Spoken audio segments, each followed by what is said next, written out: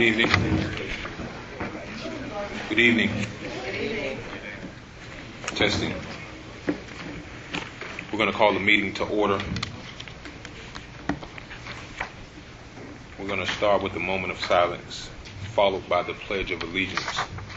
And also I want to inform our members and members of the public that we had our colleague to lose his spouse, so keep in mind Mr. Arthur Hamilton during your moment of silence.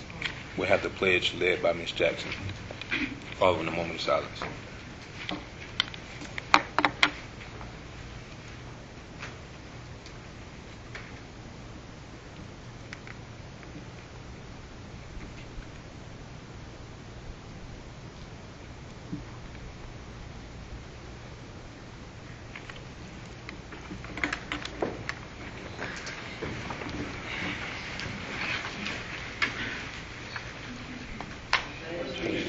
To the flag of the United States of America and to the republic for which it stands, one nation, under God, indivisible, with liberty and justice for all.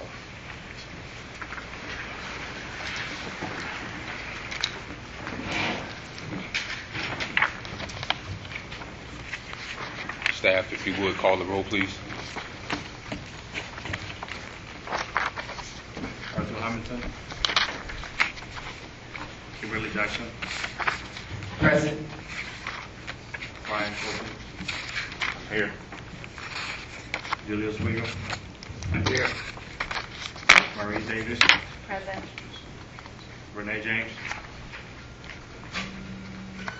Michelle Bruce. Here.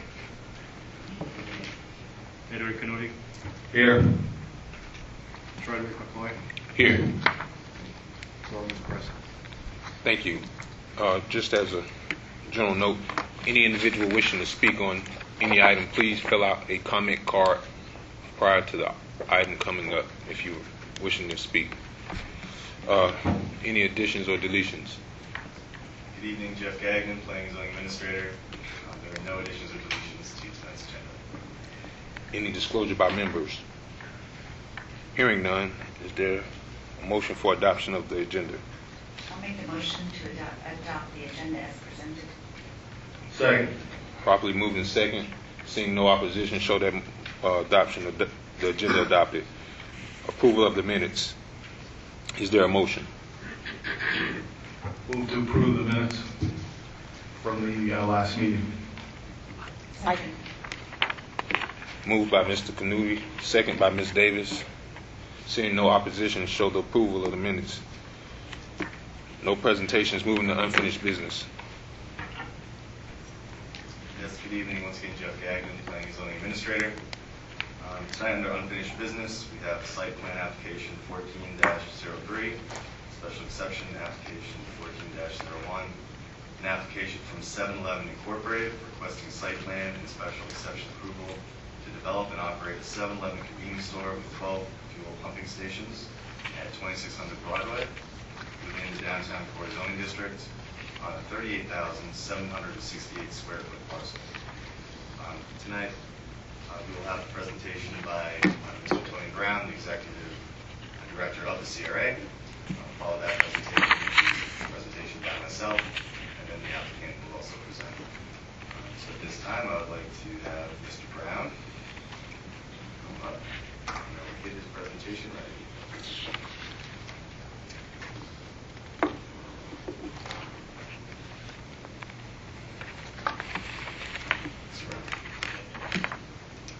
Thanks, Mr. Gagnon, members of the Planning and Zoning Board. I'm Tony Brown. I'm the Executive Director of the Riviera Beach CRA. And I wanted to come before you because I read the minutes and I wanted you to know I appreciate your very thoughtful questions and comments regarding this development. And I wanted to take you through the CRA's journey as to how we got here and why we recommend this project. You recognize the importance of this corner. And as I've presented before you in the past, I've indicated that there are some very important intersections in our city. But in our redevelopment area, there is no more important of a gateway than the corner of Broadway and Blue Heron. And based on your comments, you recognize that importance. It is the entryway to our Marina District. It is the entryway to Singer Island.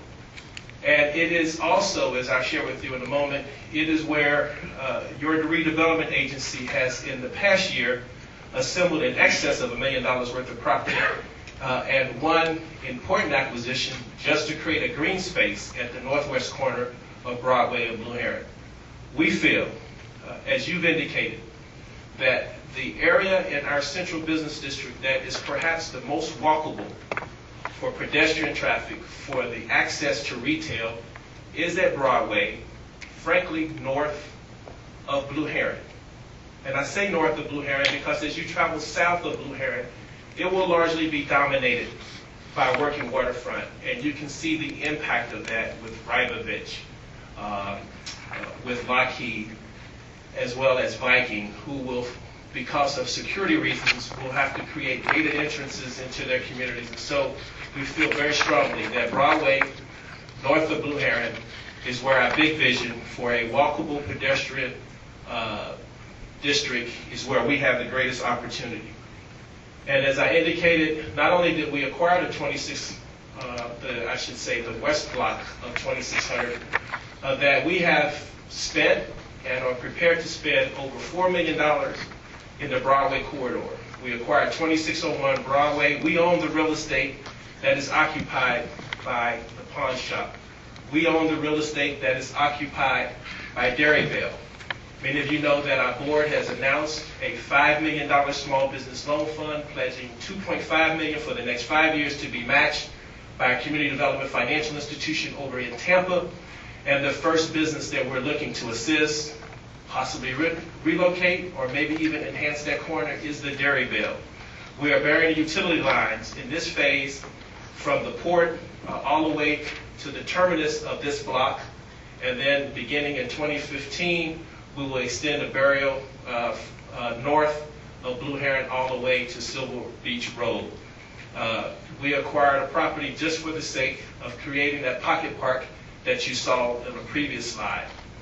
In addition to that, the board has allocated a work order for us to hire Stantec to look at these two buildings and to create a facade that would be inviting and that would be an enhancement. And so what happens across the street is very, very important to us. And I'll tell you how this journey started. This journey started immediately after BB&T acquired Bank Atlantic. They invited me to their corporate office, their Palm Beach corporate office, and they introduced me to Flagler Realty. And they talked with me and Flagler, and it was their desire. First, they shared with me that that building was obsolete, and that it was an opportunity for the bank for the first time to have an operations in our city. And so the lease, many of you know that they moved to where the CRA office is at 2001 Broadway, and they actually entered into a 5-year lease with one renewal with the intention of going back to that corner. And what they expressed to me as they introduced me to Flagler Realty, that they would like to see a scenario that would allow the bank to return with other uses.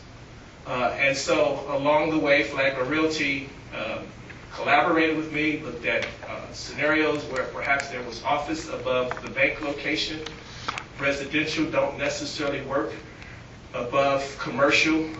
They talked about other brand products retailers that they thought they could invite to the corner, where they ended up with 7-Eleven. And then I'll come back to the 7-Eleven story and talk about the extensive consultation that they did. Well, BB&T is happy where they are at 2001 Broadway. In fact, they like the visibility that that building presents. Pretty much for every major intersection in our city, that is probably the tallest building in our redevelopment area, and so the signage for the bank has been very valuable to them. And so they have indicated to me that they are where they intend to be located for the long term. So when Mr. Koenig introduced the 7-Eleven concept to me and Ms. McKinney, we didn't bite our tongue. We let them know that that's a very valuable corner. We weren't, like you, excited about a gas station. They indicated that They are more than just a service station, that they are retail and food outlet. We talked about other types of brands that are in a 7-Eleven food shop. Don't know if they intend to present this, but Mr. McKinney was very pointed that this project would be one of the first projects to comply with the new form-based codes. That the initial scenario of a typical gas station where the building is tucked in the corner and the pumps are out in the front was not going to fly. Community development was not going to support it. Your redevelopment agency was not going to support it. So this concept of what you see with the building on the corner was negotiated by your city officials. The facade improvements that you see are as a result of conversations that they've had with members of council, with myself, to make sure that even the facade would not be a typical box. So as a result of the consultations on every step of the way, from concept to conceptual design to what you see today, I can't tell you of any developer since I've been here that I've worked with who have shown the respect and the responsiveness to deliver what we want in shaping this new corner. The service station, I'm hearing from a number of people, it's not sexy, it's not exciting, it's not what we would want on that corner. What we would want on that corner would require extensive site assemblage for the parking to change the landscape. Unfortunately, that won't happen, but where we think we can make that happen is where your agency has started the assemblage to make sure that we can reshape how Broadway looked from that corner to Silver Beach Road. So we recommend this project without hesitation, and we commend the developer, we commend the 7-Eleven Corporation for listening, and we also thank you for your comments because you know how important this corner is and that we do not take it lightly. So thank you. Any members have a question for Mr. Brown related to the presentation? I have a couple questions. If we can have, you acknowledge Ms. Davis. Thank you. Hello, Ms. Davis. Hi, how are you? Is that corner actually in the CRA? It is. And when, a few years ago, when we had several meetings about various districts in the city, did we adopt the plan from was it Treasure Coast? Did we adopt the plan? We did. That's by reference of the form-based codes. What Treasure Coast did for us as our consultant is work with a set of zoning codes specifically within the CRA. So, yes, so as I said, this is the first developer to comply with those new form-based codes. Thank you. Yes. Approximately, do you know when we adopted them? Because I remember when we seen them, but, up until this item came before us, I had no idea that the council had adopted this. No, they went to the planning and zoning board. Mary McKinney. The codes did go to planning and zoning board. Planning and zoning board reviewed them, and it was well over a year ago. And they went to the city council. See, they went to the CRA board, and the CRA board approved, and the city council approved. Okay. And even before approving the form-based codes, as Ms. McKinney know, that I had meetings with commercial real estate property owners to make sure that they understood what the requirements would be in terms of the new form-based codes with the height restrictions.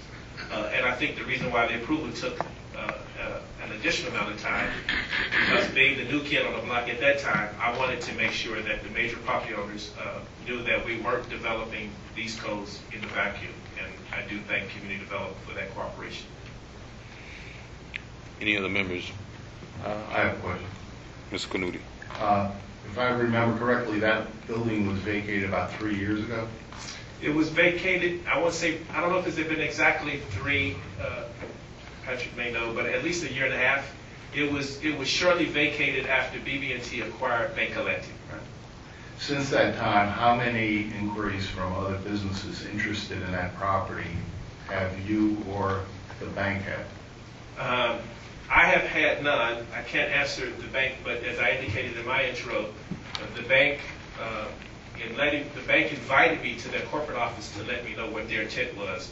And before any scenario was presented, it was the bank sharing with me that the reasons why they were vacating that corner, not vacating our CRA, and I mean, even in vacating that building for a year and a half, knowing that it was obsolete, they could have easily demolished it and have let it sit vacant. So as if you notice, the building has stayed on, the lights have stayed on, they did not board up the property, the building. So all of that was in tune to their understanding of the importance of this corner to our city. No other question? I do have one more. Ms. Davis? The three streets that are in question, Broadway, Blue Heron, and 27th Street, are any of those considered primary, and can you explain the difference between the primary and secondary streets? I may not be able to explain it as Mr. McKinney and Mr. Gagnon would, but the primary streets would be Broadway and Blue Heron. And that was what we made known to the developer as to why the building had to be situated where it is.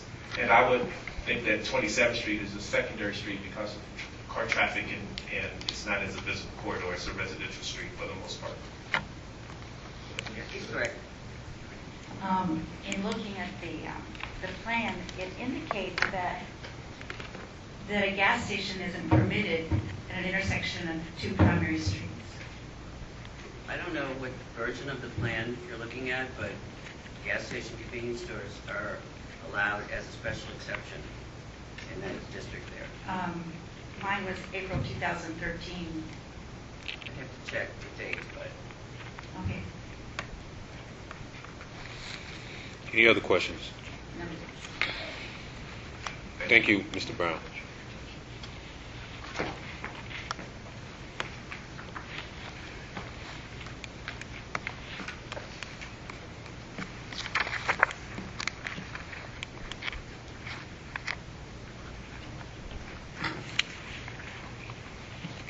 Mr. Gagnon? I may continue. Once again, Jeff Gagnon, Planning Zone Administrator.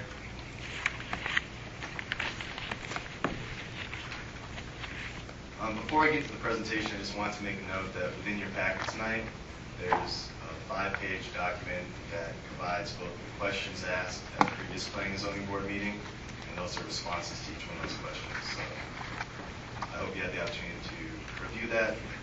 However, we need to go back and revisit any of those questions and answers. I'm glad to do that. To continue with the presentation, as previously stated, this is an application from 7-Eleven Incorporated requesting site plan special exception approval to develop and operate a 7-Eleven convenience store with 12 fuel pumping stations. 12 fuel pumping stations at 2600 Broadway in the downtown core zoning districts and 38,768 square foot parcel. For an aerial view, the red line indicates the city boundaries. The location is shown here.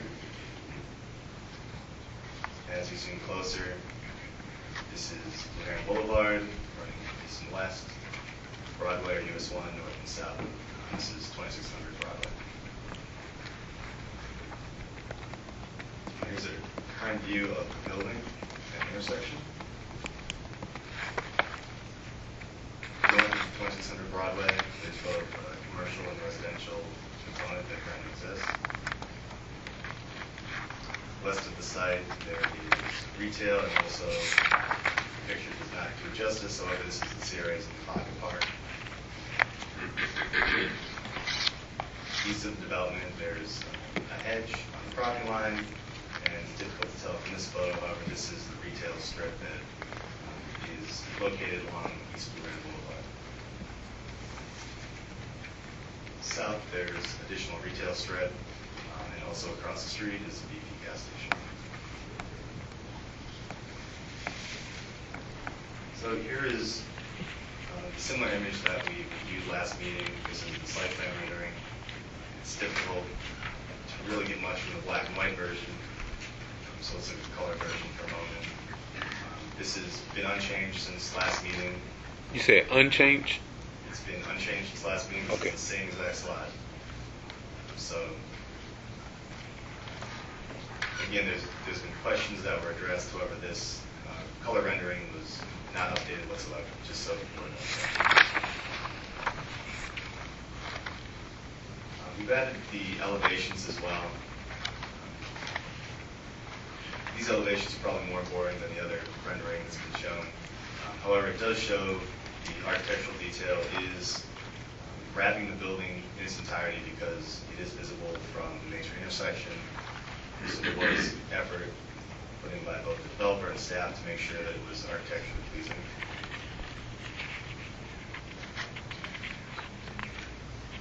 Again, this is the rendering that was shown last meeting that Mr. Brown just displayed.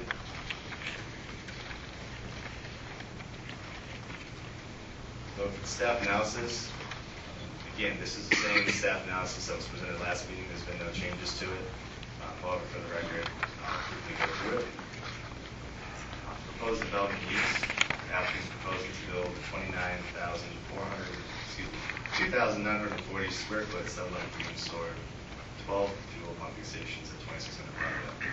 As far as zoning regulations are concerned, the proposed development will comply with the city's land development regulations if the special exception approval is granted by the city council. And that's located in the downtown core zoning district. Comprehensive plan. The proposed use should be consistent with the comprehensive plan downtown mixed use future land use designation. Development would be compatible with adjacent uses. As far as levels of service are concerned, there are existing roads, water, sewer, and garbage collection available to the site. The proposed landscape plan is compatible with the city's land development regulations. For parking and traffic, adequate parking has been proposed in accordance with the city's land development regulations. So there are specific special exception criteria that the board is under the board's purview to review. Ingress and egress to the site. Again, ingress and egress to the site is available from actually every property line, one or the other ingress or egress. Ingress is available directly from Riviera Boulevard, Broadway, and West 27th Street. Egress from the site is available through Blue Heron Boulevard, westbound, and also West 27th Street. The off-street parking and loading areas. Adequate full-size parking spaces are provided for wheel stops, 10-foot by 20-foot spaces, and those are proposed in accordance with the land development regulations of the city. Refuse and service areas. There is a dumpster proposed on site, as well as a 6-foot masonry wall, which will be screened with vegetation correctly. Utilities. Again, they're currently available on site and they're active. Additionally, FPL will locate electric transformers at this location as the utility easement proposed, and that's in association with undergrounding of utilities in the Broadway corridor. Screening, buffering, and landscaping. Again, adequate landscaping has been proposed and will be maintained according to the city's land development regulations. Additionally, on the east side of the property, a 6-foot masonry wall will be installed and it will also be landscaped to provide adequate buffering from the adjacent property.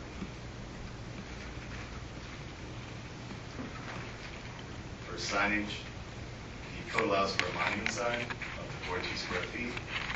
That's proposed right now to be installed on the west side of the property. Instructional signs will also be installed, which demonstrate entrance and exit points. Also, wall signs will be installed in the building facade and with fuel pump canopy. Finally, required yards and open spaces. This is probably more relevant to a residential development. However, this development does meet open space requirements. Has adequate yard and open space has been proposed in accordance with the city's land development code.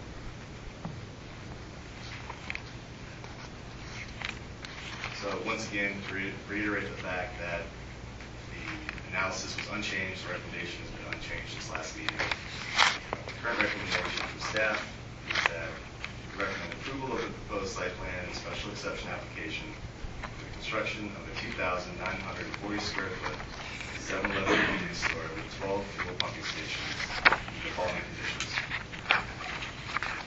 1, 7-Eleven Incorporated shall construct and maintain a bus shelter with trash receptacle at the pond train bus stop adjacent to their development property.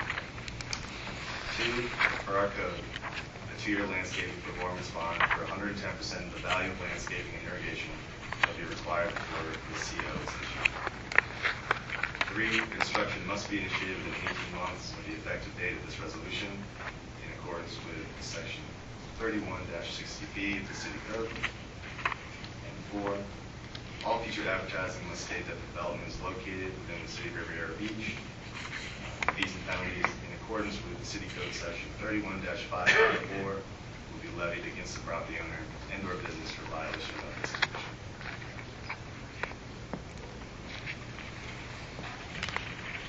Members, any? I'm sorry. At this time, I don't know if the board would like to see the presentation from Mr. Wayne Richards and the 7-Eleven team, or if you'd like to open up for questions now. It might be better to see the additional information from 7-Eleven. Hearing none, we can certainly move forward. Mr. Wayne Richards. Thank you.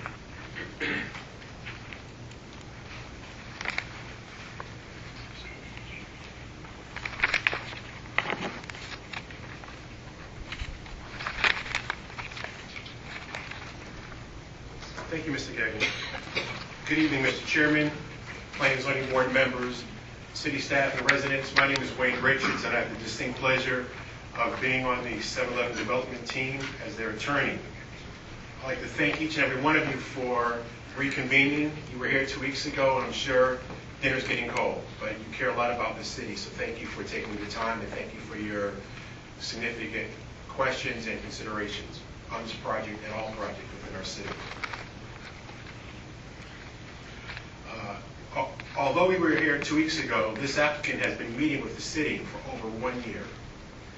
They've had regular and recurring meetings with the city staff, and you've heard with the CRA staff as well, your Community Redevelopment Agency. Those meetings have culminated in significant collaboration between this applicant and the city and your redevelopment agency. And that collaboration has produced this beautiful flagship store. That is not a typical 7-Eleven by any means. That is a beautiful building designed consistent with your city's codes and regulations. At this point, I'm going to introduce our development team. From 7-Eleven, please stand when I call your name. We have David Niven. We have Charles Bantos, the project manager. In addition, we have Patrick Koenig, locally, Patrick, and Bill Pfeffer. We also have, of course, Glenn Straub, who's known locally here. Glenn, thanks for being here. And we have Charlie Carpenter, who's heading up our development team. Once again, there have been 1 year of meetings with the city's planners, the professionals that the city has hired to make sure that we are rebuilding or building the city consistent with the codes.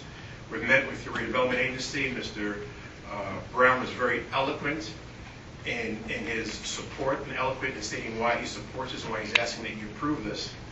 But they don't have a vote. The only vote that is important tonight is your vote.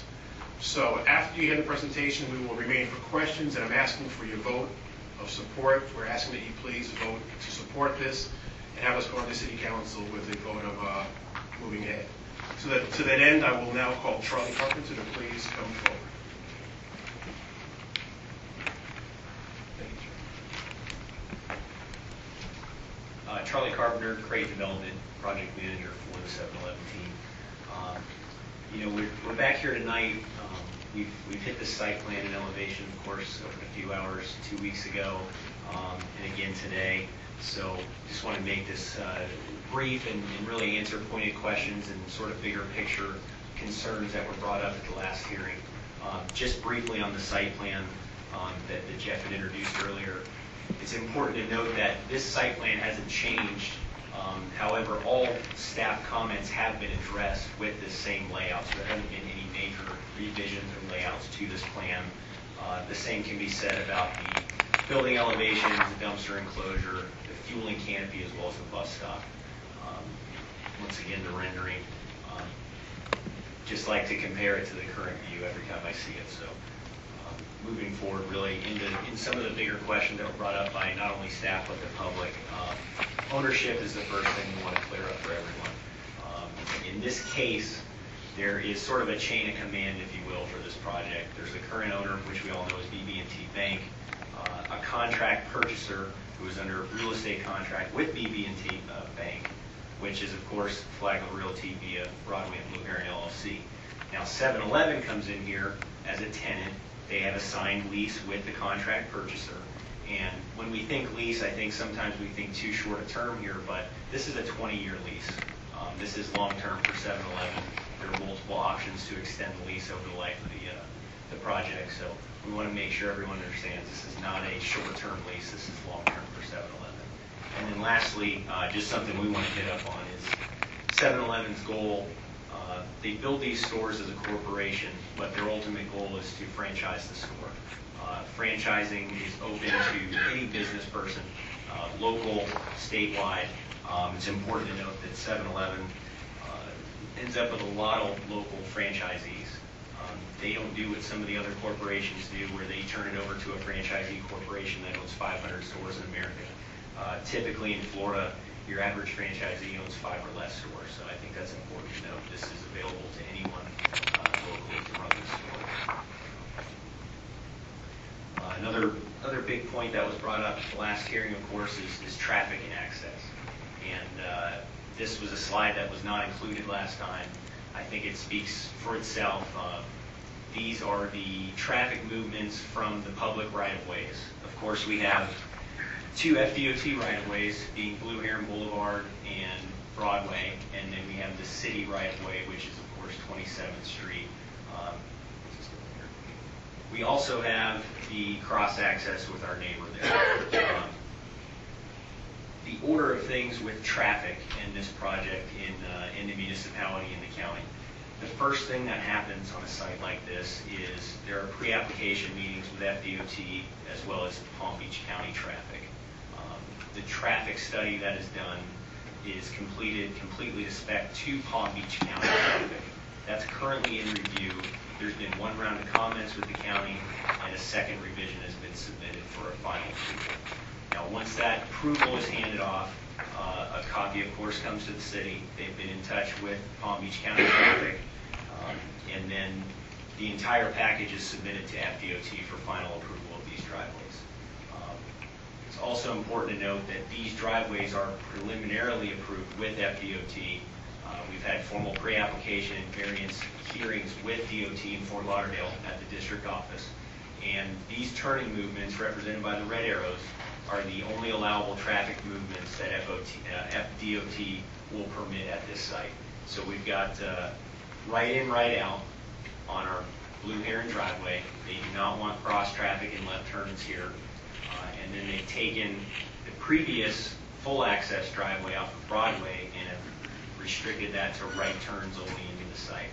So what this does, we've also got the median here now in Broadway, is this really captures northbound and westbound traffic now. This has kind of changed the dynamics of this site from a year ago, before the median was installed and before there was free flow at all these driveways. So if anything, we lessen the impact as far as car and vehicle movements in this area.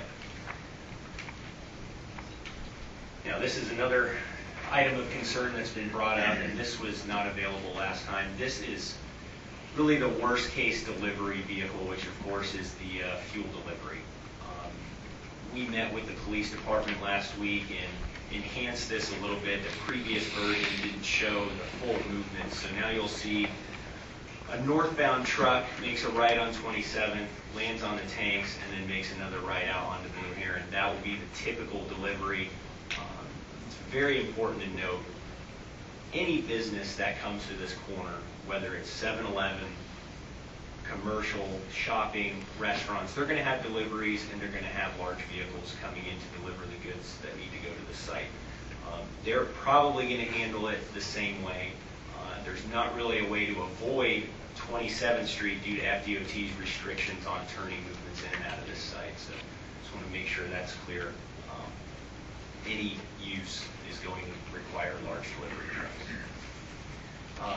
The next item that really was hit on last time, and there wasn't a lot of good information available at the last hearing, was the environmental and fuel at this site.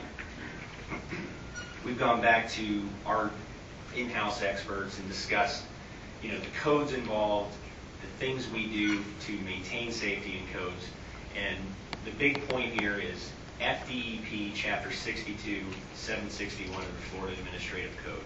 That is the be-all code for all parts of the tanks. And actually, I'm just going to read it real quick because it really does cover everything. The purpose is to provide standards for the registration, construction, installation, operation, maintenance, repair, closure, and disposal of the tank. So it's really an all-new rule here. Permitting, of course, will go through the county, the Environmental Resource Management Office first, and then back through the city's building department. And that would be for the fueling plans. They're their own set of plans separate from the site and the building. Installation will be 100% oversight by 7-Eleven's national consultant. They are on site 24 hours a day during tank installation, and there are various checks and inspections, not only by the city, but by 7-Eleven's private companies to ensure that everything is 100% installed correct. Operation and maintenance of these tanks is followed by what's called the Energy Policy Act of 2005. And what happens here is they require 3 sets of people to be registered and fall under the criteria that allow for this operation. So 7-Eleven has a dedicated employee in the state of Florida that oversees the local and store staff on maintenance and operation of these tanks. Now, we didn't want to get really technical here, but I wanted to put this slide up to just go over a couple of items that 7-Eleven does with their fuel systems. And the biggest reason I wanted to put this up is everything that's installed with a fuel system is what they call double walled. So you'll see 2 rings on these tanks. There's an inner ring and an outer ring. And that's basically, if the inner ring was to fail by any means, there's a secondary capture there. That is on all piping and the tanks on this site. Not only that, there are monitors that capture vapor and liquid and heavy inventory tracking to make sure that there are never fuel leaks here. There's always going to be an alarm that is set off before anything can actually escape these tanks. So I think that's really important to stay, especially after last week. This business failure mitigation is really a direct response to one of the police comments. And this is actually quoted directly from 7-Eleven's lease document. And this states that if 7-Eleven was to leave this site, they are to remove all motor fuel facilities, tanks, piping, dispensers, everything that they put in the ground there regarding fuel would be gone if they left this site. That site would be poured with concrete and left alone, just like you see it today. So I really need to hit home with that one. We would not abandon this site and leave fuel tanks in the ground for anybody to deal with later. They will clean up whatever they have there, whether it's damaged or in good working condition still. Lastly is police and safety. Met with Chief Williams and Major Snow last week to review all of their comments because they've had 2 different rounds of comments. And sort of the highlights of the meeting, one is what they call IP-based security. So that means that the city is directly connected to 7-Eleven's security system. When an alarm goes off, they're able to tap in, look at the cameras, and see what's happening in the store. We've talked about site lighting plenty. We all know there's going to be bright lights on this site within city code, and there's going to be security walks. One of the suggestions that the chief made, something that Publix did, was hire a full-time security officer for the site upon store opening, and we are committed to do so. And just one other item, not really safety reason, but during a storm or a prolonged power outage, there would be a generator connection to keep the store up and running and to keep the gas flowing. Just a photo of the bright LED lights so everyone can see. The canopy is well lit, the site is well lit, and of course the store frontage is also well lit. Just to round this out, we cooperate with the city on multiple fronts, beyond the code too. We've been a part of helping with the FPL underground project by providing a very large easement for some of the FPL facilities along 27th, which would be on 7-Eleven's property. We have donated a 30 by 30 corner clip at Broadway and Blue Heron to DOT. That will be a permit condition upon approval, where eventually DOT will put in a new traffic signal and open up that turning radius to make that right turn a little more comfortable. And lastly, and this is still going on, we are working with Palmtran about the bus stop. And actually, Jeff and I are most likely going to meet with them next week to get that finalized on this plan. Just a few more positives here for 7-Eleven. The typical 7-Eleven in Florida brings about $97,000 a year to a city in revenue. That's between sales tax, property taxes, utility usage. So it's a significant number. They also employ 8 to 12 full-time employees, 2 of which would be managers or management level. And we're here and we're ready to put a $3 million investment in the city of Riviera Beach. So we do appreciate your consideration. I'll open the floor up to any questions. Ms. Davis, you're recognized. Thank you. Yes, you discussed your conversation with the police department and your commitment to a police officer being present. Was that a condition of approval? No, it's not. I have one question. Mr. When you mentioned when 7-Eleven leaves the property, mitigating the tanks, et cetera, does that include if you turn this into a franchise, is 7-Eleven still responsible for that? Yes, they are. 7-Eleven still is the leaseholder. The franchisor just runs the interior. Okay, thank you. Sure. Ms. Jackson.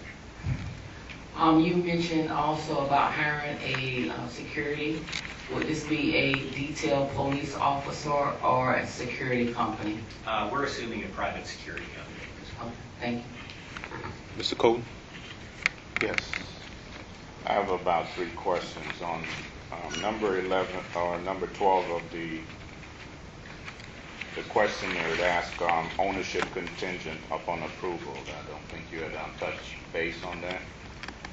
Also on number 9, it does say 7-Eleven as the property owner, but it also has / or to be announced. Is there, say 7-Eleven would own it, and then possibly what's the to be announced part? You did answer my least portion of it. A question regarding the tanks that are in the ground.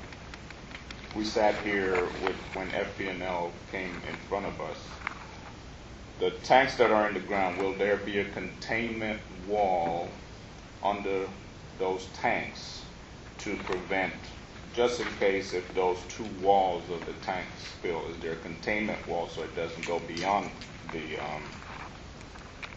the wall? And my last question is, in your traffic and access, where the entrance are, where you put that slide up, the eastbound Blue Heron, is there any preventive measures to prevent someone from turning from Broadway into 7-Eleven going eastbound, coming from west to east on Blue Heron?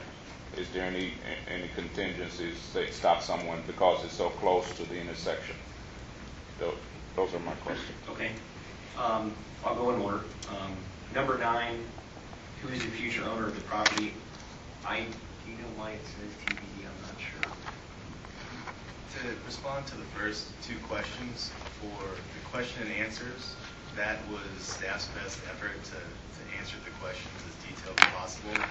I think that in the presentation tonight, 7-Eleven answered some ownership issues, so when the packet was released prior to this point in time, those specific details weren't in staff's hands, so they weren't able to put in those questions and answers.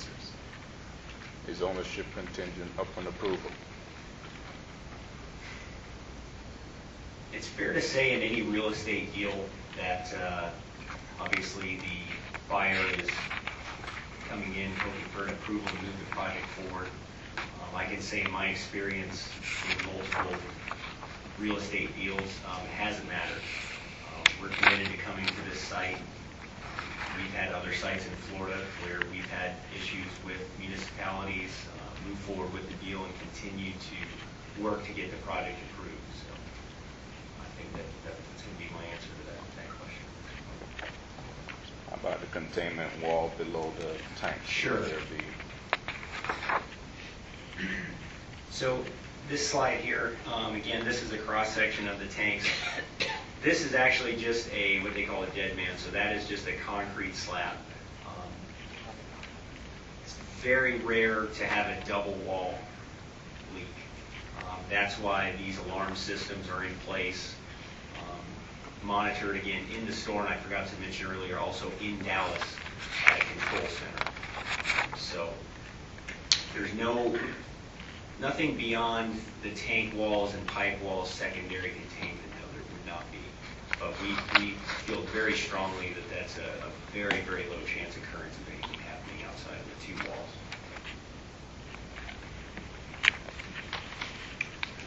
That is the industry notice.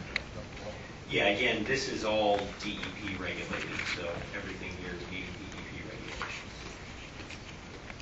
Okay, lastly, or the traffic access, is there any preventive measures that prevent someone from making a left turn, going eastbound?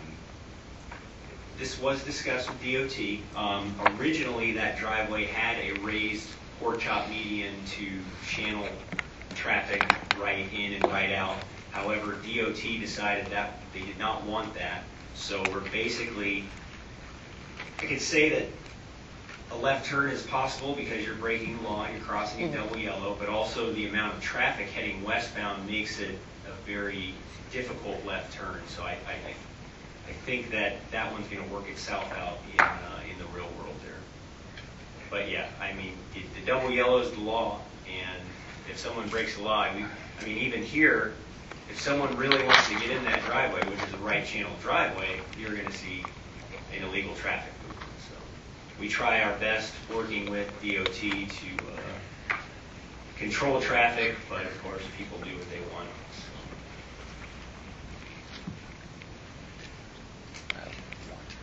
Mr. Cole? One last question. The police department had a memo dated May 1st, close to the back. They had a concern about the dumpster area, and as far as you guys changing or improving that, didn't see an answer or so. Sure. What relates to that? We did discuss that, and actually when that came up in discussion because we were looking at blind spots on the property. Right now, the plan is to probably have a camera, one that faces this area, another one that points this way, and another one that points this way to give really a 360-degree view of the property. When we looked at the site plan with the chief and Major Snell, we realized that there is somewhat of a blind spot here behind this 6-foot masonry wall. What we can't do is tie in the privacy wall to this wall. So what we've decided is what we can do is chain link fence, 6 feet height, and block that area out.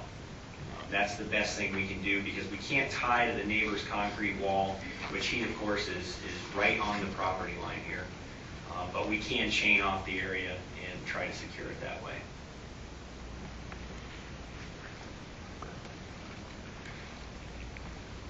Since you're on that side, I have a question of that masonry wall. Is there some sort of measure as far as it relates to the masonry wall that abates the noise? Because I guess right there where that green vegetation is and those, I guess to the east part of the picture there, those are residential houses, correct? Correct. Is there some sort of noise abatement level or some sort of measure as it relates to the wall? Well, we have a noise level that no one can exceed. The wall of the landscaping will actually act as a buffer from any noise from there.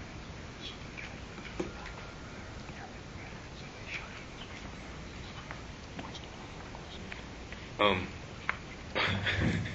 I'm not sure if that was exactly what I was asking, because clearly those tanks are, I mean, it's adjoining to the property line. So I guess it'll be right next there to the property line. So, I mean, I'm not sure how the fueling works, but isn't the truck typically running when they're doing the fueling?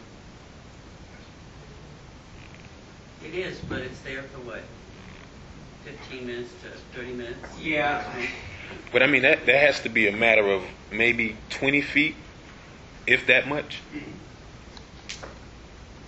And my question relates to the wall. Does the wall abates the noise? And if it does, is there some sort of measure, or is there a 6-foot masonry wall? Is there a certain number of decimeters or decibars that it abates the noise? That's, I guess, my question. I can't say that we have a technical answer to that, Mary. The wall definitely abates the noise. I mean, it's going to act as a buffer from the noise. Well, it's almost like when when you're inside a single-family home and there's a garage. If you're sitting in the living room, you know when there's a vehicle coming inside of the garage, and I mean it's almost that close. And I guess my question was related to the noise. And I mean, I would hate to have my bedroom window right there and. But, any traffic to any commercial deliveries to this site, and this is a commercial site, so no matter what is there, there's going to be commercial deliveries. Cisco trucks, Cheney trucks, whatever kind of retail commercial that could be there. So there's going to be some truck traffic noise there, regardless of the use. The wall and the landscaping, they acts as a buffer from any kind of noise from vehicles. But in a commercial area, you're going to have some noise. It won't exceed the noise ordinance. Well, we would hope that it doesn't, but just moving forward. So, under any other circumstances, where would the normal loading and unloading? Because I imagine that's specifically for fuel. So, I would guess just a regular delivery truck. Would they be in that same position? No. Previously, there was a striped loading zone, but staff decided that was not necessary at the site. So the parallel along this curb would be the typical loading area for a truck to park and unload to the front door. Okay.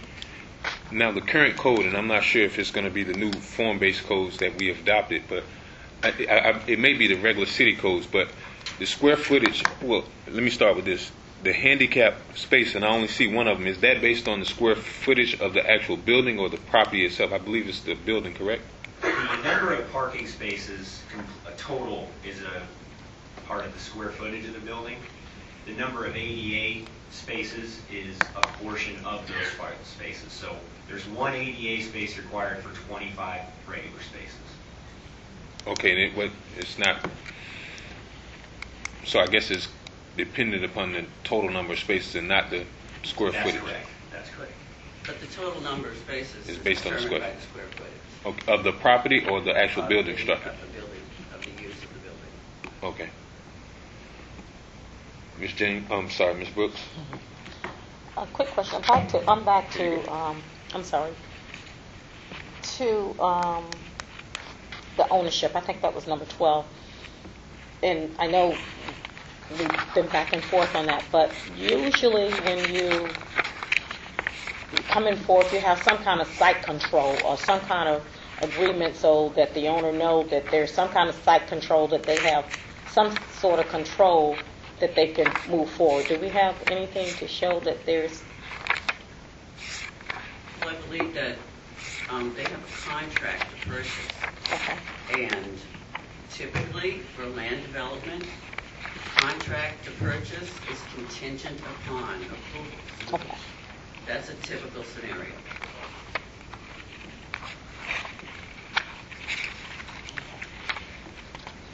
And maybe for staff or even the police, has it been customary that we require new businesses to do the IP-based surveillance system, or is that something new that we're starting? And the chief is here, but I believe it's something that we're initiating with new businesses. Okay. Any other members has questions of the presentation? Just questions.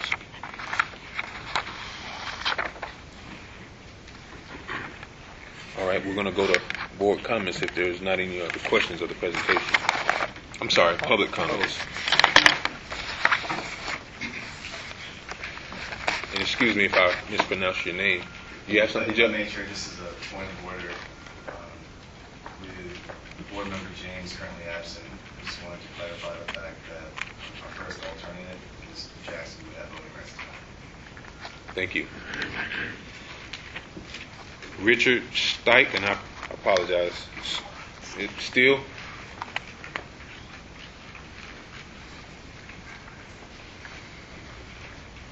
I never spoke before board, so I'm a little nervous, but I guess I would like to see nothing here. I'd like to see it like the other side, Greenbelt, and you're going to come back and say where we're going to get the money.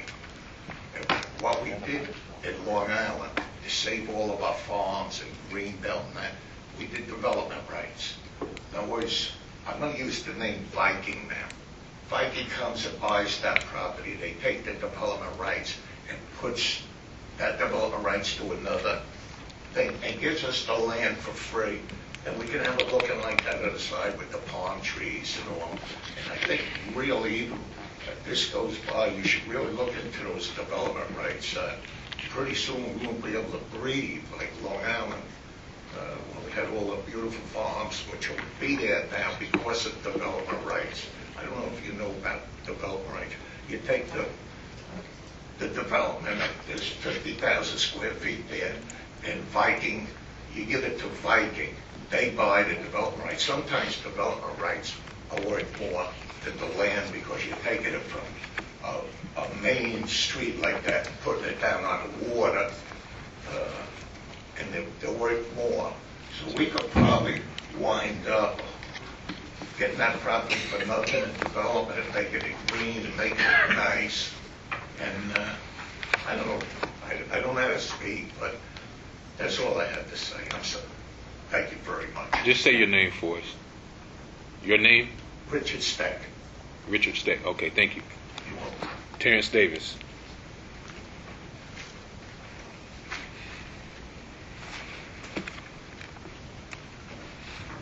Good evening, board. Terrence Davis, 420 West 31st Street, Riviera Beach, Florida. I come before you today to talk about my position on this particular project.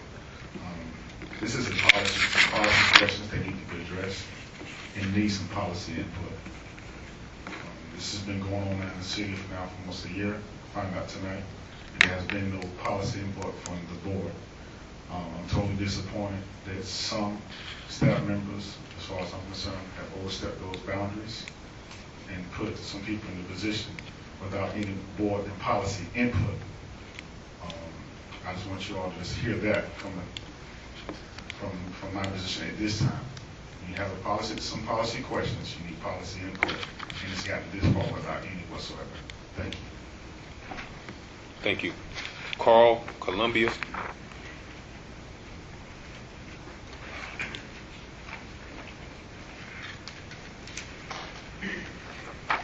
Good evening, board. I was here 2 weeks ago, and I heard Mr. Richards' arguments, and I'm back, and Mr. Brown brought a really interesting point out tonight. He said he wants to make the north end of Broadway pedestrian friendly. I couldn't think of a worse idea, a business, put a gas station, which is probably the least business that would be pedestrian friendly. I own a gas station, one on Broadway in Blue Heron, the VP. Numerous cars. I get cars that are waiting on the traffic light going north on Broadway. They're going to sit around. They're getting impatient. What do? They cut through the gas station. Doesn't matter if the entrance on the Broadway side going into the 7-Eleven is going to be in only. People don't realize it's in only. They just drive in and out. They cut through gas stations all day. You're talking about a place that's going to be inviting for little children. You couldn't put a worse place for people. The bank had traffic, but nothing like the 7-Eleven will have traffic. So now you're putting something that's going to be for pedestrians with vehicles all over the place coming in and out. Every entranceway, there's going to be no traffic signs that are going to stop people. Of course, like somebody here said from 7-Eleven, people do what they do. So when you're in a car and you're speeding through a gas station because you're late for an appointment and you don't want to wait for the light, it's a bad idea. Secondly, let's talk about crime again. This ain't how safe this Walgreens is going to be. I own a gas station. It's not a safe business, especially when it gets dark in this town. We were held up at gunpoint about 3.5 months ago, about 7:30 at night. There's been shootings at Walgreens that are on camera. Mr. Richards says criminals don't like cameras. They can come to my store. I'll show them criminals on cameras. I got hours and footages of it. They can watch it all day. Same thing with Walgreens. Ask Mr. Rios, one of the managers in Walgreens, about the shootings and the constant moving of vagrants. This place is just going to be another hangout for people to go from corner to corner to corner. This is the vision that the CRA has for us. Last week I was very upset, 2 weeks ago, and I spoke to Scott from the CRA. And I grabbed him after the meeting. I said, Scott, when I went to the planning and zoning meeting about 3.5 years ago, prior to the construction on Broadway, I seen similar outlays of hotels and quaint restaurants, and the vision, I got excited about it. I said, I didn't see any gas stations in that vision. So he says, well, it fits the criteria. And that's all I heard, criteria. I said, well, what do you think about it? He said, well, it's not my personal choice, but it fits the criteria. Criteria to me is like, I'm asking you people tonight on the board, you got to go with your gut feeling. Your gut is like when you're on everybody's been on jury duty, and you got a slick attorney trying to tell you that, you know what, I know my client might be guilty, but you know what, there's a reasonable doubt. Well, the reasonable doubt is in your stomach tonight. The stomach says vote no. It's a bad idea, and it's not going to help the city at all. Thank you. Thanks. Bertha Corbin.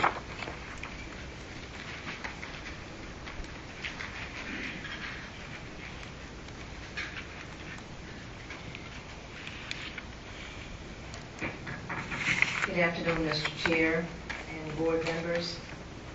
My name is Bertha Corbin. I live at 131 West 27th Street.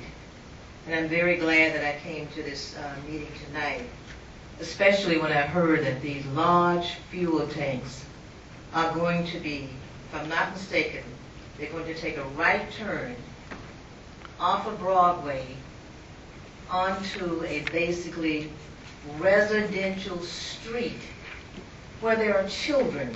I have lots of grandchildren. Children are running and playing all the time. Again, what happened, as the last speaker said, what happened to the hotels, the restaurants and things that we were going to have on Broadway? I thought it would be something like maybe a city place, maybe downtown in the garden, something along those lines. But a gas station in that particular area, I think not. It's a horrible idea, and I am adamantly opposed to it. You have, coming from south to north, 13th Street and Broadway, there is a convenience store and a gas station. Broadway and 34th Street, there's a convenience store. Broadway and Silver Beach Road, there is a convenience store and a gas station. This is going to be considered convenience store and gas station row. And this is not what we need in Riviera Beach. Riviera Beach needs to be redeveloped. It needs to be pedestrian friendly. We don't need anything like this on that particular corner. What about a restaurant? Have we gone out to try to talk to businesses?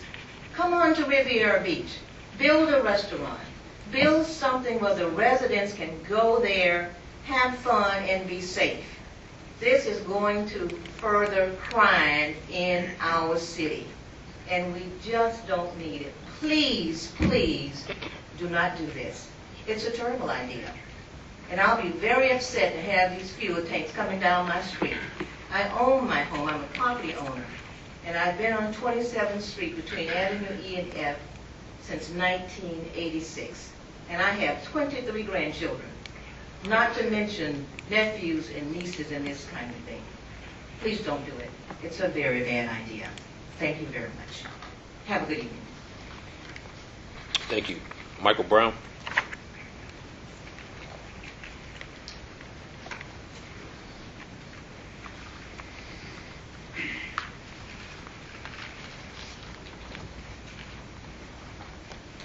Good evening, all.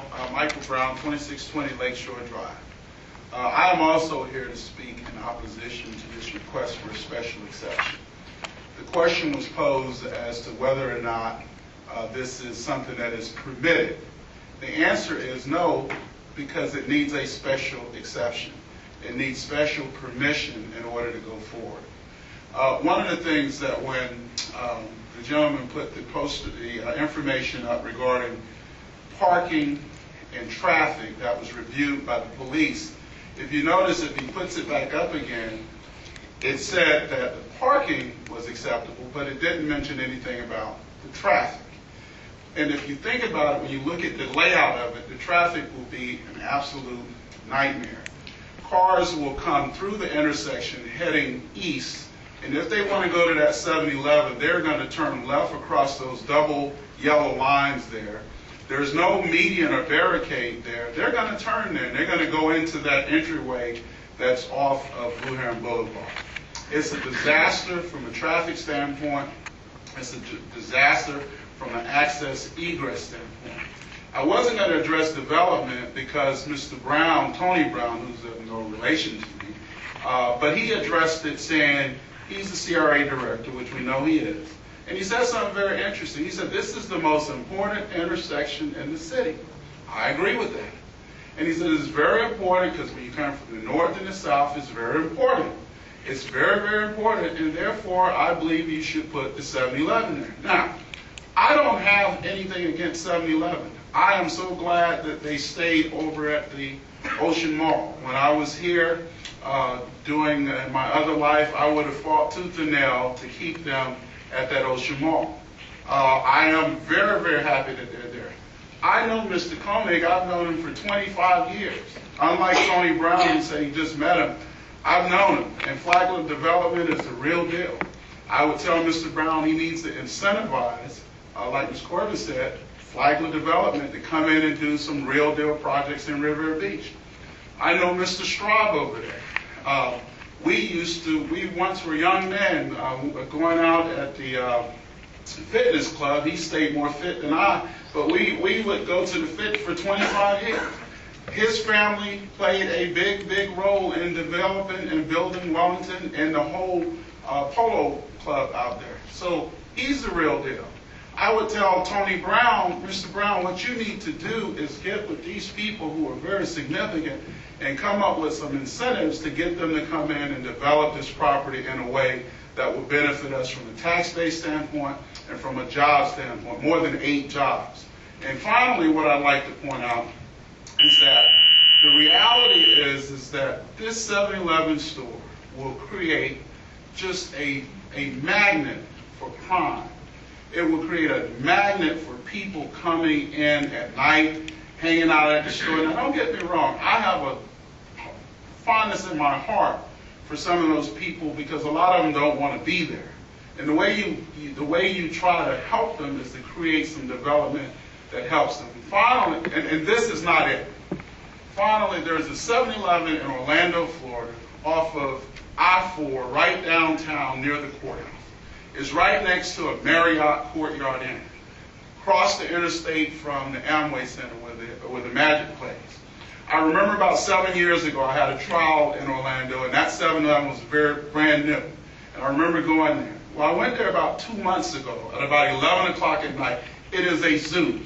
It is a place where all the young people who are on their second shift going out to drinking and stuff, where they meet. It's a place where people who don't have anywhere to live are there. It is an absolute zoo, and if you approve that here, I think that's what we'll have here. It's not good for our city.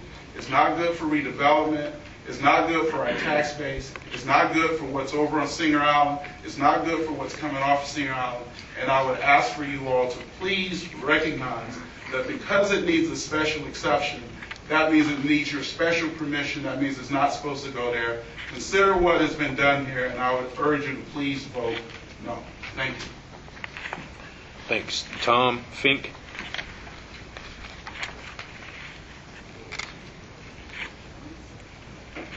Good evening. My name is Tom Fink. I am a resident of Riviera Beach. I'm on the board of directors of the Marina Grand Condominium Association. Folks, you're charged to get this right, and you only have one chance to get it right. The worst thing that you can do to our city and our residents is allow 7-Eleven to go on that property. I would charge your staff, go to Delray Beach, go to Atlantic Avenue, once was a blighted area. Charge them, come up with a plan, make that corridor the gateway to Singer Island, the gateway to Riviera Beach. That's your downtown. You've got gas station, now you're going to put 2 gas stations opposing one another. You're going to take away business from our Publix, which we love. You're going to take business away from Walgreens on the corner. You're going to take away business from the small independent convenience stores that operate in the same corridor. So what I'm asking you is don't let this happen. Think about it. This is your one chance to get it right, and let's don't blow it. Thank you. Thanks. Deborah Wood.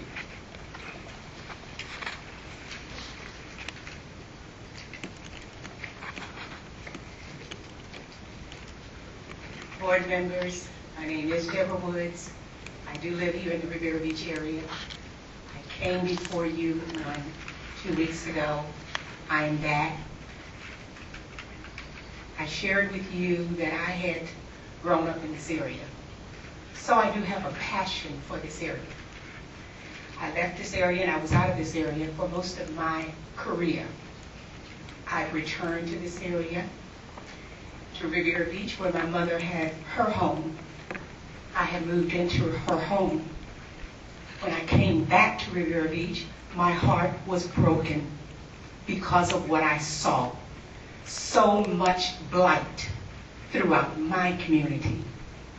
And as I looked at that corner, when my friends came to visit me from outside of this area, yes, I was discouraged when I had to drive them around the city in which I live, because I want Riviera Beach to look just like Singer Island. My background is business. I worked much with government, and I'm very much supportive of private sector corporations that are willing to partner with government entities and work cooperatively to bring about positive change that would benefit everyone. I am concerned about the noise on 27th Street. I am concerned about traffic. I'm concerned about crime. I lived in Claremont prior to coming back here. Walmart wanted to come into Claremont. It was a predominantly white area. The board decided, no, you can't come because we don't want the undesirables. We had a great fight on our hand. Walmart went 12 miles down the road and worked with an investor to get into a gated development. Brought all that money 12 miles down the road. When the city fathers saw the benefit of that, they then turn around and engage Walmart and say, you come up here, you give us the same thing that you did down there. They put a police officer in there. We had none of the fears that were stated at the board that was to keep Walmart out. There was no crime. The fueling was not an issue. All of the things that were fear tactics to prevent progress failed to materialize. I want to see this city move forward. We need businesses to do that. I implore you, let's bring some people in here willing to work with us. Put performance standards in their lease. Hold them accountable. Hit them where it hurts if they don't hold up their end of the bargain. Let's move Riviera Beach forward. Thank you for your time. Thank you. Margaret Shepard.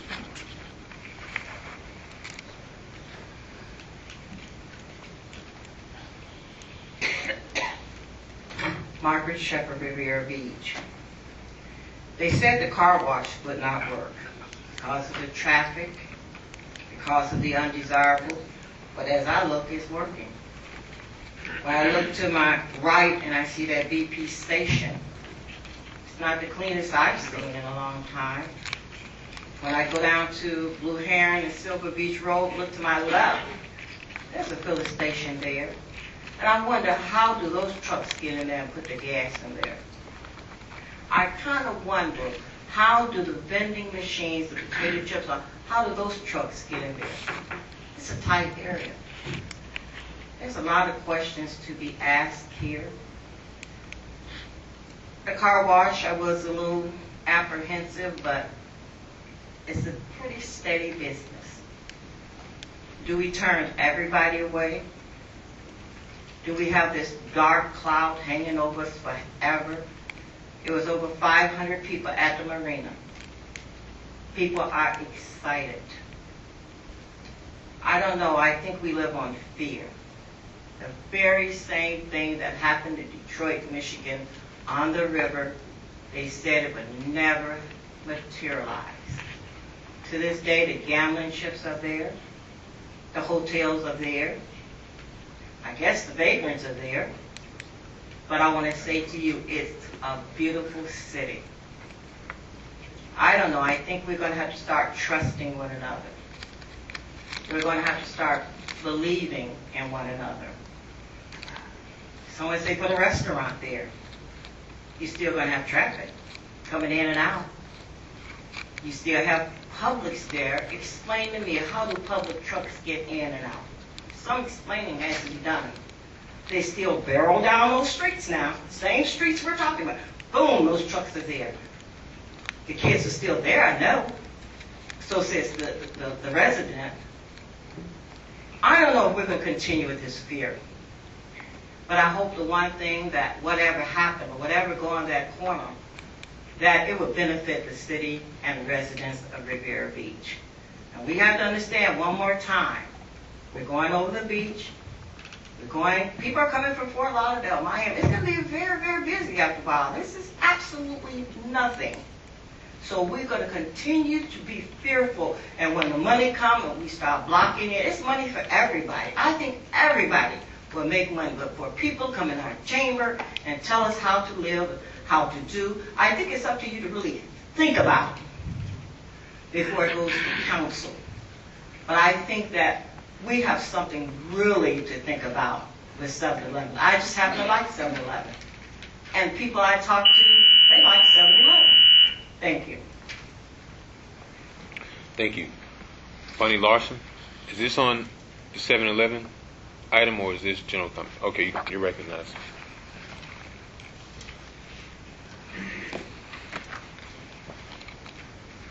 See, we're being recorded tonight. That's good. There's a lot of talk about what should be done on that corner.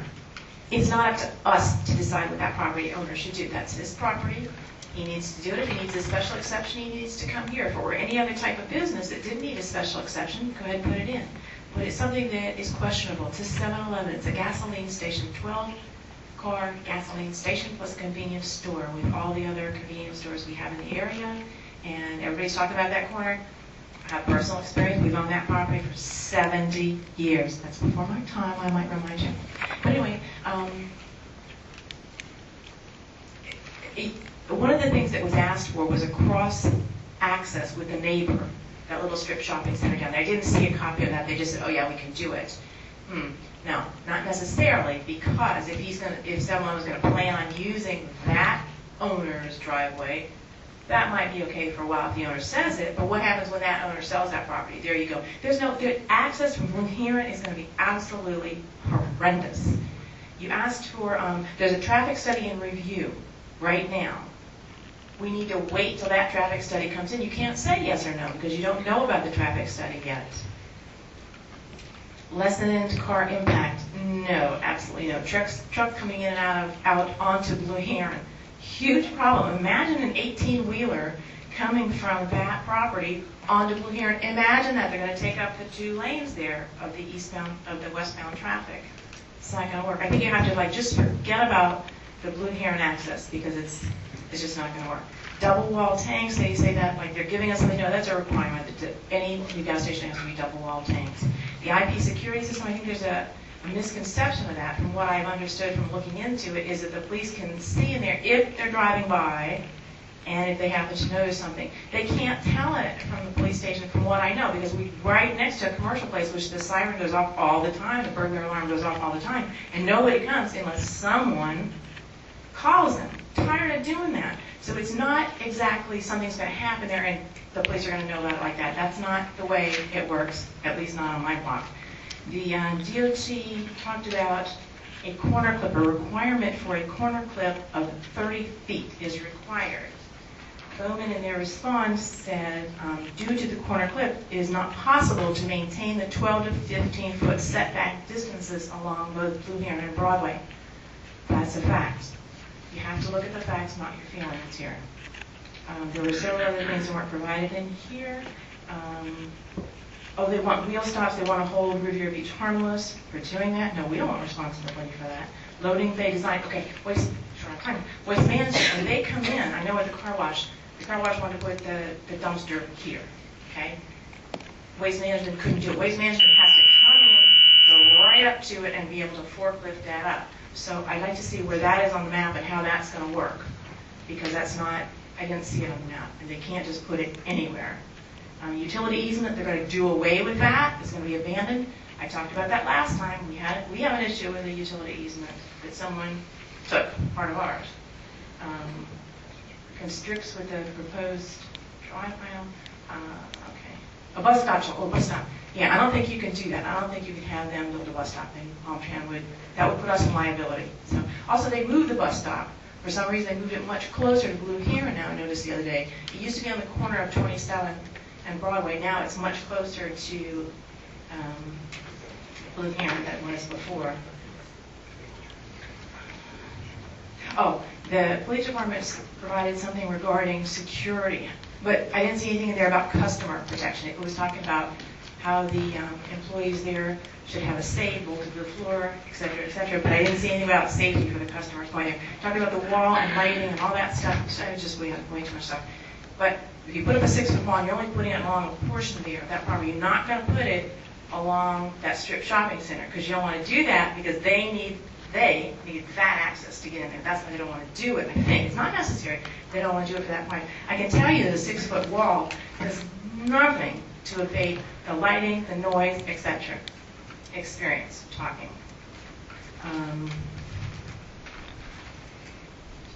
Time's up. I know my time's up, but anyway, there are several things in here which Riviera Beach required. Riviera Beach wrote some good requirements and suggestions, and Bowman came back and said, I can't do it, like the corner foot and stuff like that.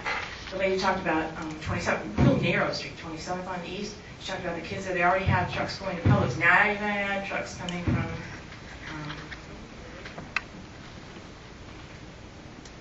you're going to have trucks coming also from a 7-Eleven. So it's with an exception. You can say yes or no. Look at the facts and make your decision based on that. Thank you. Thank you. Members, any comments?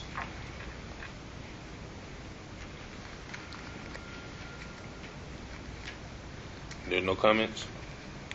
I just have one question. I guess it relates to the bus stop sheltering. Who designates where those shelters go, or I guess where the bus stop location is? Is that something done by Palm Trend? Palm Trend, yes. And there is a bus stop there now. What we're trying to do is work with them and 7-Eleven to have it be an actual shelter, because people do use that bus stop, and it would be better if they could be out of the elements instead of just the bus stop. So we still have to get that worked out with Palm Trend. They're kind of slow with working things out, but we'll get it there. Best practices, is there any kind of, is there any kind of minimum distance that they have to be from the intersection? Because I can kind of foresee that'll be an issue if the bus is unloading there, and then you have a tractor trailer that's wishing to turn north onto Broadway to access not just that gas station, but any business. But, if you got I imagine a 25-foot bus plus another, large vehicle, it seems to be a little congested. The bus stop has been there for, probably 20 years at least. And they do stop right there, and the traffic, as it is today, even with anything going to Publix. And that's why I bring up the question, because it's always been, quite difficult when you got a bus unloading and then you got a large vehicle that's, wishing to turn that same direction. I mean, I guess the placement of is that the best place that bus stop could be? Well, Can it be? I think we'll have to talk to Palm Tran. I don't know if we can move it a little further to the north. That might be a possibility, but we have to look at that. But there are a lot of people that do use that bus stop.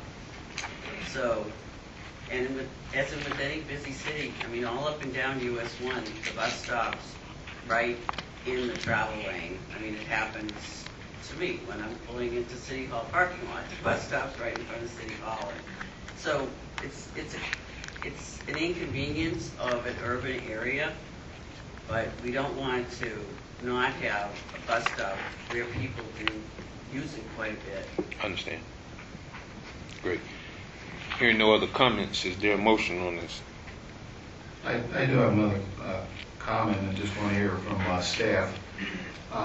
There was some question from the public about notice during the last meeting. You might want to just for the record comment on what happened. Planning and Zoning Administrator Jeff Gagnon. On page 4 of the 5-page document of questions and answers, item number 29 addressed the previous notification and also account for all the additional steps and efforts the staff made to ensure that both property owners and area residents were notified. I don't know if you want me to, it's extensive, I don't know if you want me to read it or not, but that's the reference to the board members about it. How far out did you go with the notice?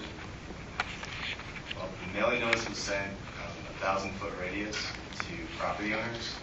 In addition to that, there was a mail out sent within 300-foot radius of actual residential addresses.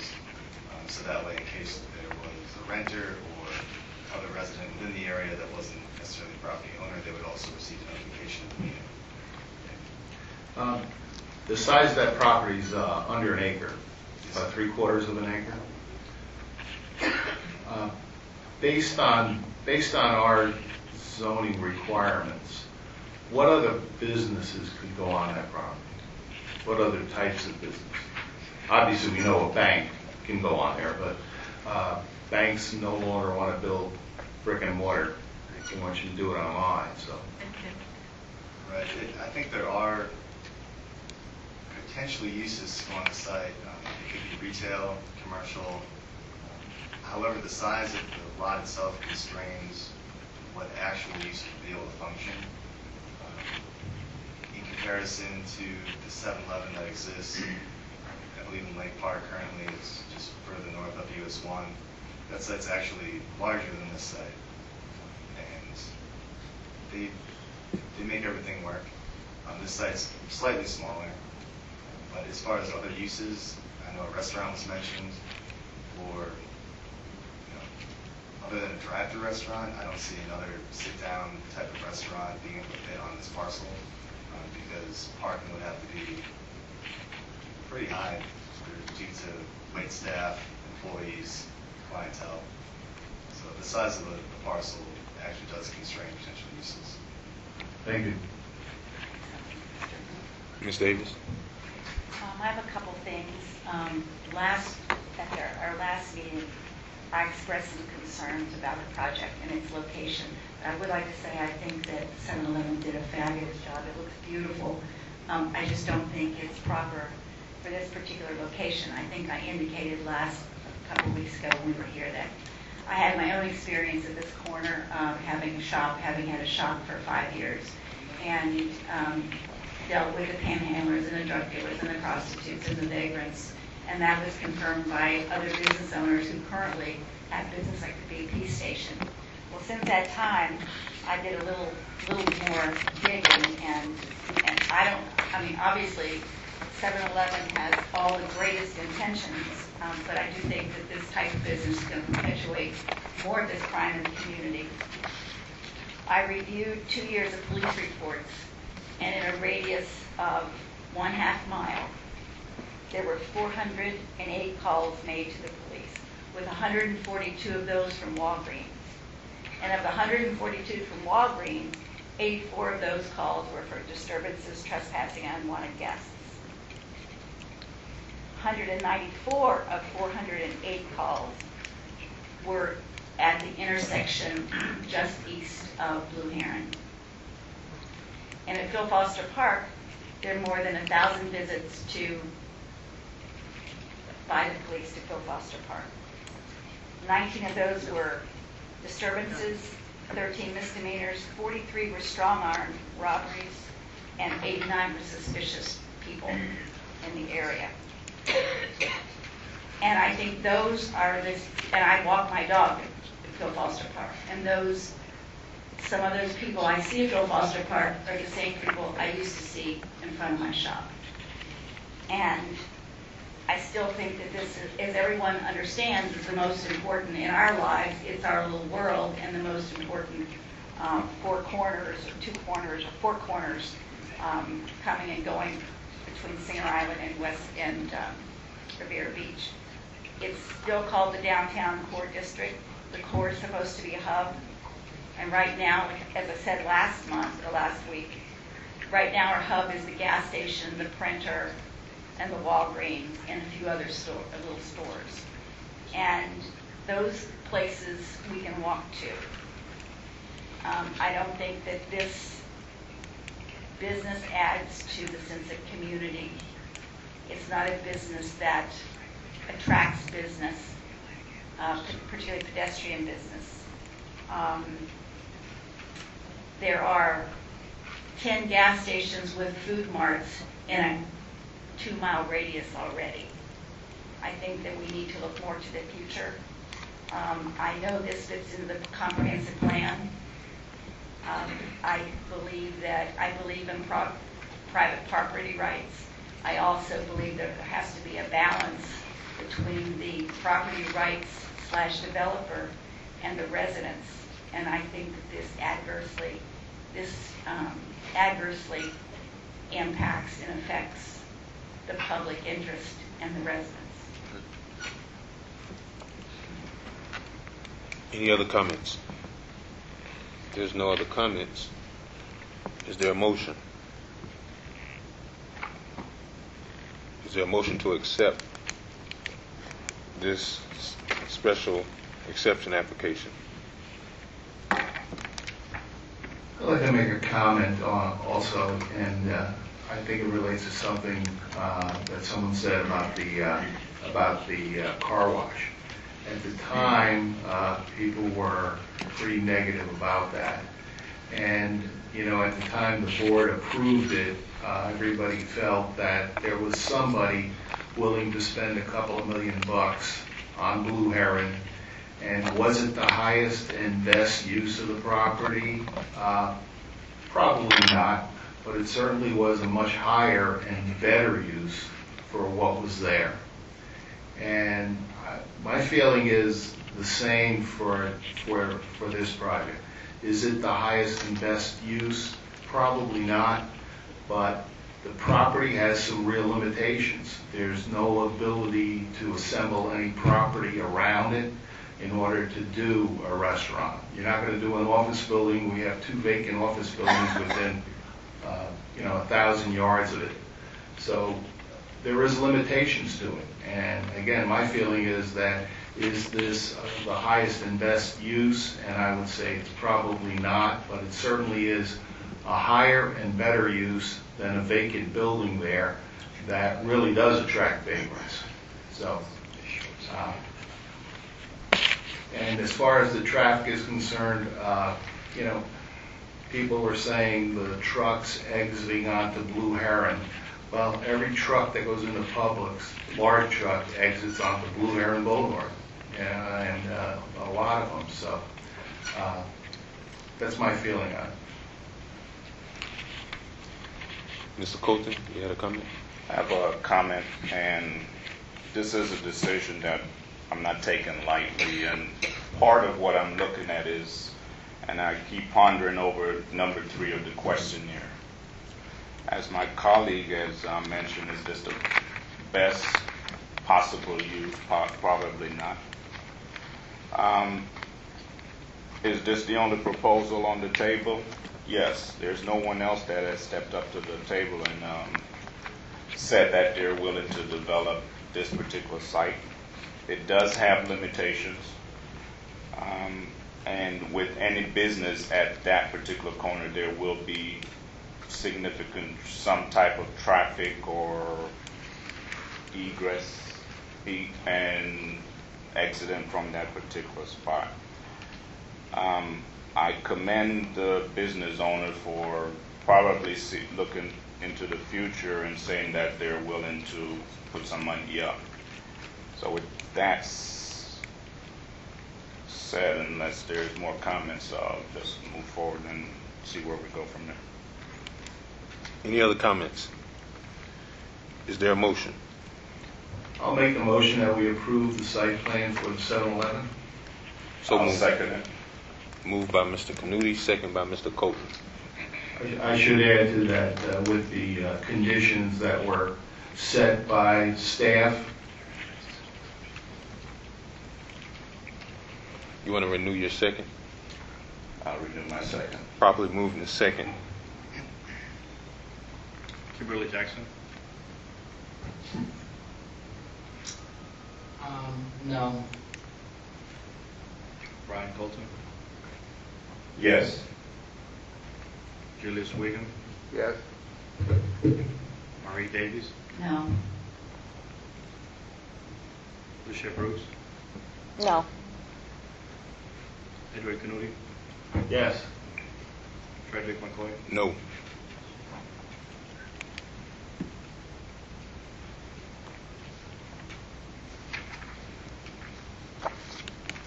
Thank you. Motion fails. 4 no, 3 yes. Thank you. Any new business? Hearing none, we'll go to general discussion. There's no public comments. Is there any correspondence? No, you're not going to walk over me. I'm not. I had surgery on my leg, then you have to walk around. I don't have to tell you I had surgery on my leg. Don't walk over me. That's ignorant. Fire. So you see the fire. Well, bandage on my hand. Look.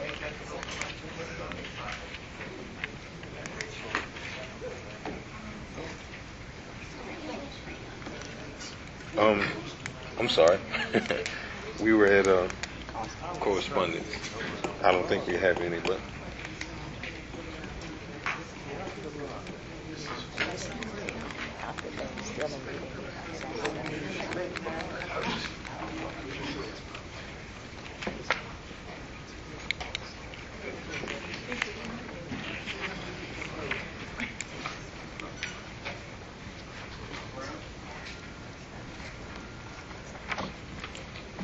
we do have a comment. If we can back up just a second, we do have a public comment.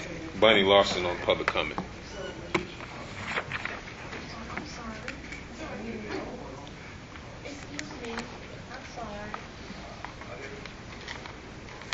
I'd just like to reiterate again that it's not our problem what's put on that property.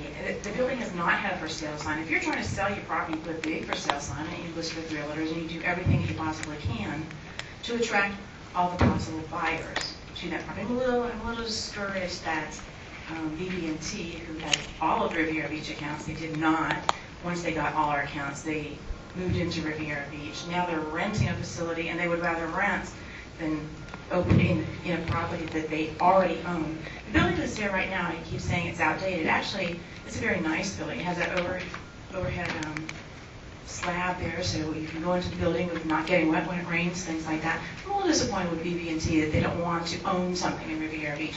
But again, it's not our business to say what should go there or what should not. That's the business owner's situation to determine who he can sell to based on the property limitations. He knew the size of that property when he bought it.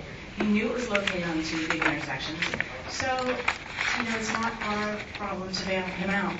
Someone will buy that property. Why should buy that property? Margaret Holder doesn't want to buy it. That's interesting too.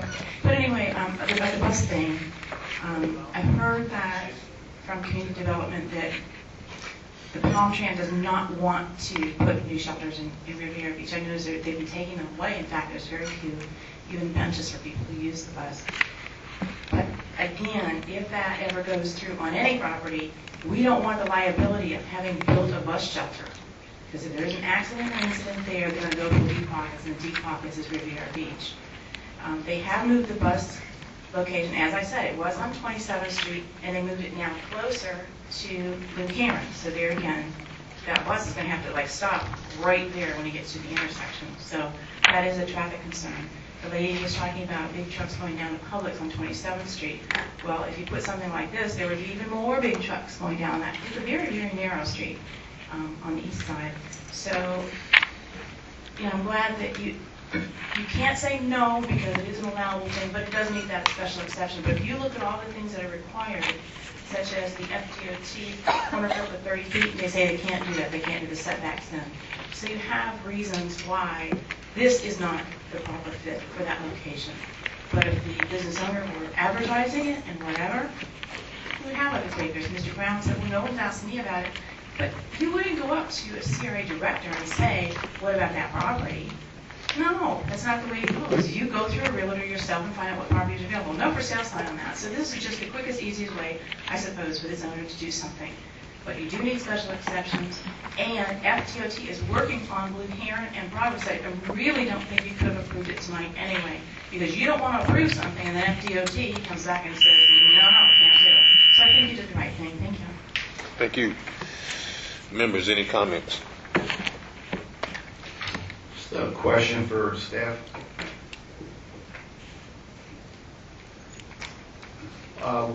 Two things. Where are we on the Ocean Mall restaurant? The final build out? There was discussion between the development group and a potential developer in regards to a two-story restaurant. The most recent information I have is that the proposal will be brought back relatively soon is the time frame I've heard, but I don't have an exact date. And that would be for the originally approved one-story restaurant. However, I don't have any further information on that. You know, in looking at this property, I spent a little bit of time just kind of walking around that corner, and the city could do a lot to enforce some of code enforcement can do a lot. I mean, the landscaping around Walgreens is horrendous. I mean, there's bushes that are dead. People are walking through them, using them as walkways. I mean, I think we ought to, you know, that would be a step in the right direction to get things like that improved on that. You know, the northwest corner looks a lot better, obviously. And Mr. Brown said they're going to do some facade on the other buildings. But Walgreens needs to be talked to about doing something to improve that landscape. No other comment. Any other members wishing to comment before we adjourn the meeting? I have none. Upcoming projects? None to be noticed at this time. And meetings? Any upcoming meetings? Potential meetings, I should say.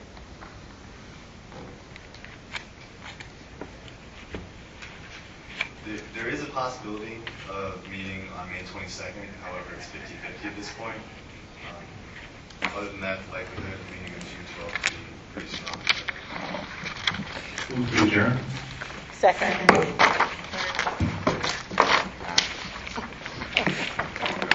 I'm trying. I don't know what the score is.